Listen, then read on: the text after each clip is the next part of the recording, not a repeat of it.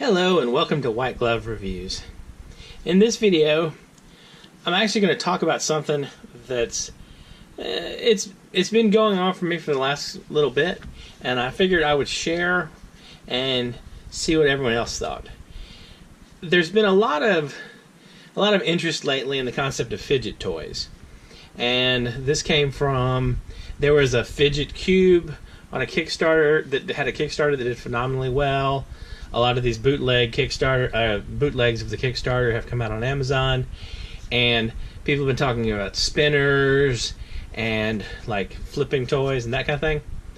Well, one thing that I've noticed over the last while is I've had at various times these three knives on my desk, and I've taken to fidgeting with them, and I'm curious what everyone else's opinions are on this.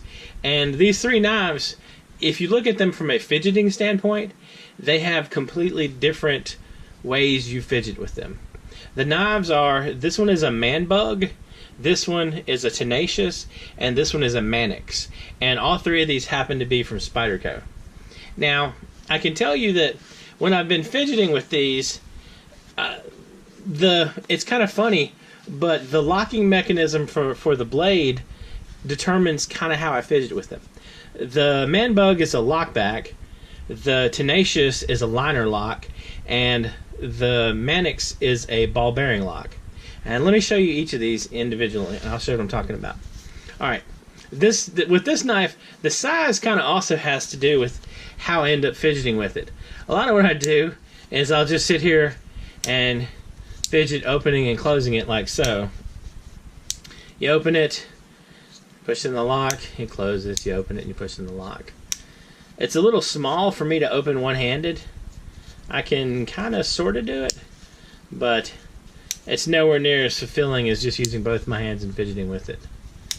And I've noticed that I do this like when I'm reading something on my computer or just watching a video, that kind of thing, where my attention is otherwise diverted, and neither of my hands are occupied. Now, it's not a bad little knife in itself, but yeah, as fidget toys go, it's not bad. All right, so you have that one. Now, the Tenacious is a little bit more interesting, and I don't know if I'd be comfortable fidgeting with one of these out in public, because, I mean, if you flick it open, you might scare people. And I've noticed that with this one, what I tend to do is I tend to flick it open and closed just when I'm sitting here one-handed. Now, the liner lock facilitates this. And a liner lock, let me see if I can get a good shot for you. If you can see, the liner lock, there's a little metal bar right here that when the blade deploys, this springs out to hold the blade and hold it locked out. And when you close it, once you push in the liner lock, the blade pushes it back in. And as you open it, if you can see right here, as soon as the blade reaches a certain spot, the liner lock will pop into place and hold it there. Now, this is a really good, I found fidgeting wise, this is a really good, it's a kind of a nice knife to fidget with one-handed. Now, one of the drawbacks to this is you need to be a little careful. You don't want to like slam it closed on your hand and that kind of thing. I have a little added protection at the moment as I am wearing gloves, but in real life when I fidget with these, I do not have gloves on, but I still haven't run into any big problems. One of the good things is, if you look right here, for fidgeting purposes, when you press in the liner lock, the little notch right here in the blade, it'll contact your thumb, and so theoretically you shouldn't get cut with this. And it is kind of fun just to fidget with them. This particular knife, and the Mannix as well, it kind of makes me wonder why automatic knives like switchblades, that kind of thing, why they're restricted, why they're so illegal in so many places.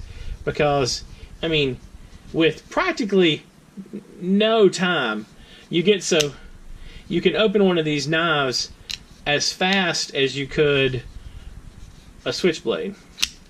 I mean, it's like nothing to do it. Alright. So, by the way, I don't know if y'all noticed or not, one of the dangers of fidgeting with this, you see I cut a small hole in my glove? So, be careful with some of these. Alright. Now, for the last one, the last knife uses a ball bearing lock. And this is a Spyderco, according to Spyderco's website, this is like their own patented ball bearing lock. And for this one, the Mannix also opens really quickly. And the difference here is the ball bearing lock, when you pull it in, the blade will close. And the blade, the ball bearing lock adds tension, gives tension to the blade, keeping it closed or keeping it open.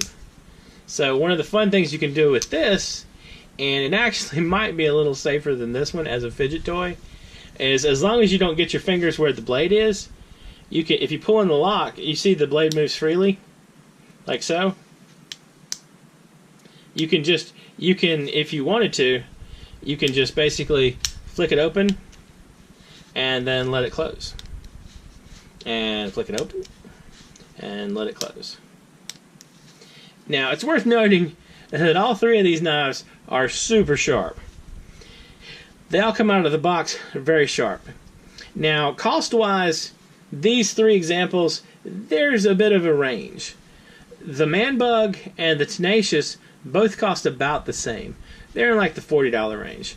And this particular one, I think, cost about $100. But they're also, this one is made in China, and don't let the whole some Spyderco knives being made in China turn you off from this knife, because this is an awesome knife.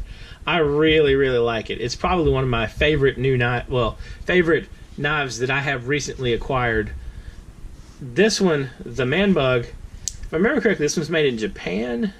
Yeah, this one is made in Japan, and the Mannix is made in America.